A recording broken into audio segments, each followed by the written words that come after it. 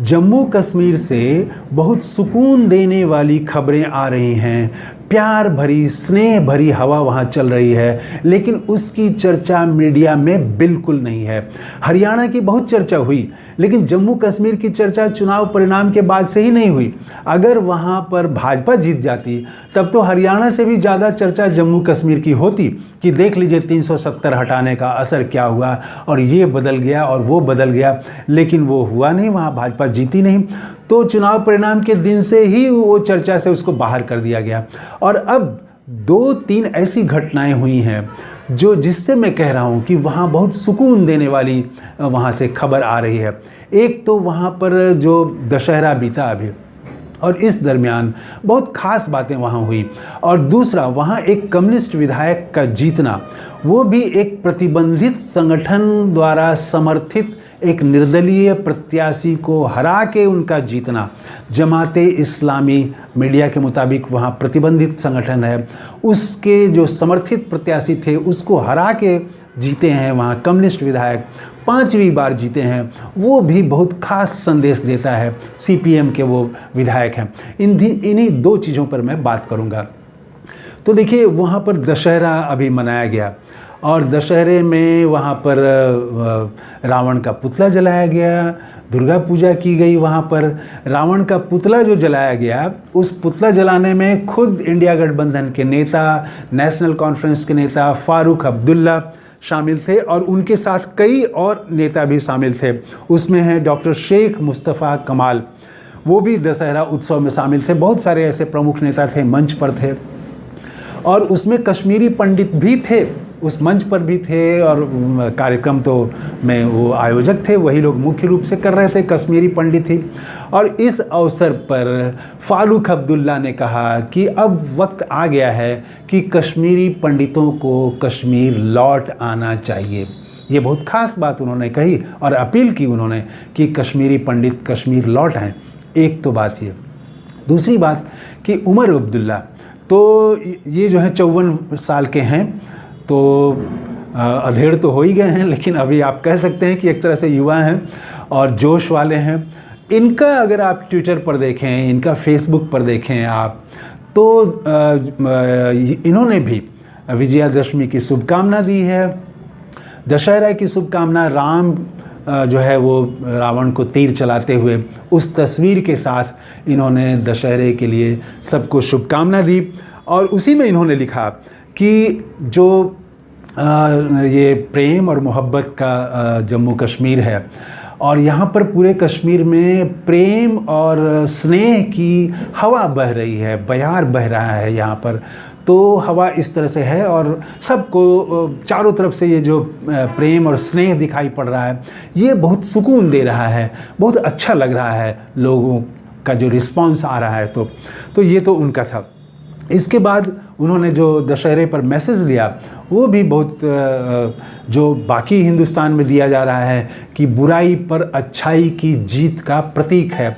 और श्री राम की तस्वीर के साथ उन्होंने ये फ़ोटो शेयर किया, बधाई दी, सबको शुभकामना दी। तो ये हो रहा है वहाँ पर कि दशहरे में बहुत मिलजुल के भाईचारे के साथ जम्मू कश्मीर में मनाया गया दशहरा। बल्कि शेष भारत में बहुत जगह से उल्टी पुल्टी नकारात्मक खबरें भी आईं और नफ़रत की बातें फैलाने की कोशिश की गई, लेकिन वहाँ पर नफ़रती गैंग का नहीं चला। वहाँ पर बहुत ही सद्भाव के साथ, प्रेम के साथ, मर्यादा के साथ वहाँ पर दशहरा का पर्व मनाया गया। एक तो बात ये। दूसरी बात, वहाँ CPM के एक विधायक जीते हैं, उनका नाम है मोहम्मद यूसुफ तरीगामी। तरीगामी उनके गांव के नाम से वो तरीगामी है, तो लगता है उनका गांव का नाम तरीगाम होगा, तो तरीगामी उससे हो गया। और ये 5वीं बार वहाँ पर विधायक जीते हैं। और इस दरमियान 1996 से वो लगातार जीत रहे हैं। जब वहाँ पर मिलिटेंसी उफान पर था, उस दौर में भी ये जनता के बीच रहे, उस दौर में भी जनता के लिए काम करते रहे, हिंदू मुसलमान भाईचारे के लिए काम करते रहे, भारत में लोकतंत्र के लिए काम करते रहे, कश्मीर को भारत से जोड़े रखने के लिए काम करते रहे। वो तो एनसी भी काम करता रहा और भी जो मुख्य धारा की पार्टियां हैं वो सब काम करती रहीं, लेकिन इनकी जीत वो इस मायने में खास है कि लगातार 5वीं बार ये जीत इन्होंने हासिल की है। और इस बार जो हराया है इन्होंने वो है एक वहाँ प्रतिबंधित संगठन है जमाते इस्लामी। अखबारों में जो जिस तरह से ये खबर है कि प्रतिबंधित संगठन है, उसके हिसाब से मैं कह रहा हूँ। और वो उसके प्रत्याशी थे सैयर अहमद रेशी, तो उनको हरा के ये 5वीं बार लगातार विधायक बने हैं। तो एक कम्युनिस्ट विधायक होना, और ये वो शुरू से ही छात्र जीवन से ही कम्युनिस्ट रहे हैं, छात्र आंदोलन से जुड़े, फिर कम्युनिस्ट पार्टी से जुड़े और सीपीएम के सेंट्रल कमेटी के मेंबर हैं। तो इनकी जीत जम्मू कश्मीर में भी, वो भी जो एक नकारात्मक विचार है, जम्मू कश्मीर में भी नकारात्मक विचार वाले लोग हैं, तो वो नकारात्मक विचार को हरा के जो भारतीय विचार है, जो संविधान की बात है, जो लोकतंत्र की बात है, जो भारत में एकता और अखंडता इसकी बात है, और इसके साथ साथ कश्मीरी लोगों की बात है, दोनों की बात है।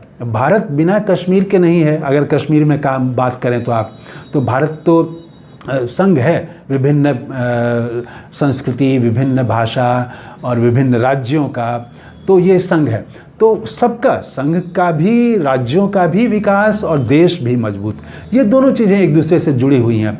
तो दोनों वहाँ पर मजबूत हो रहा है और बहुत अच्छा लग रहा है। जम्मू कश्मीर में उमर अब्दुल्ला ले रहे हैं, शपथ लेंगे, मेरे ख्याल से 16 अक्टूबर को, बुधवार को वो शपथ ले सकते हैं। तो इसकी चर्चा मीडिया में बहुत ही कम है, इसीलिए मैंने समझा कि आपसे ये बात शेयर करूं कि वहाँ पर दशहरे में प्रेम की हवा बही है, प्यार और सुकून की हवा बही है। तो ये अच्छा है हमारे लिए, देश के लिए, लोकतंत्र के लिए, इसीलिए वो चर्चा। हाँ, अगर उमर अब्दुल्ला अगर कुछ गलत बात बोलते तो देखते कि मीडिया तब तो हेडलाइन बन जाता, तब तो डिबेट होने लगता। लेकिन वो अच्छी बात अगर आप करेंगे तो मीडिया उसको दिखाएगा ही नहीं। भारत की एकता की बात करेंगे, अखंडता की बात करेंगे, प्रेम और मोहब्बत की बात करेंगे, तो मीडिया के लिए ये खबर नहीं है। हाँ, अगर भारत के खिलाफ बोलें, कुछ उटपटांग बात बोलें, तो मीडिया में डिबेट शुरू कर देते हैं।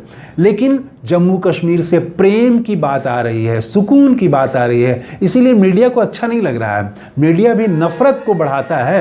ये जो गोदी मीडिया है, नफ़रती चीज़ों पर रोज़ चर्चा वो करते हैं और उनको महत्व देते हैं, जबकि महत्व मोहब्बत, प्रेम और भाईचारे को दिया जाना चाहिए। इसी से हमारा देश मजबूत होगा, इसी से कश्मीर की आवाम का भी इसी में फ़ायदा है और शेष भारत सबका इसी में फ़ायदा है। तो इस वीडियो में इतना ही।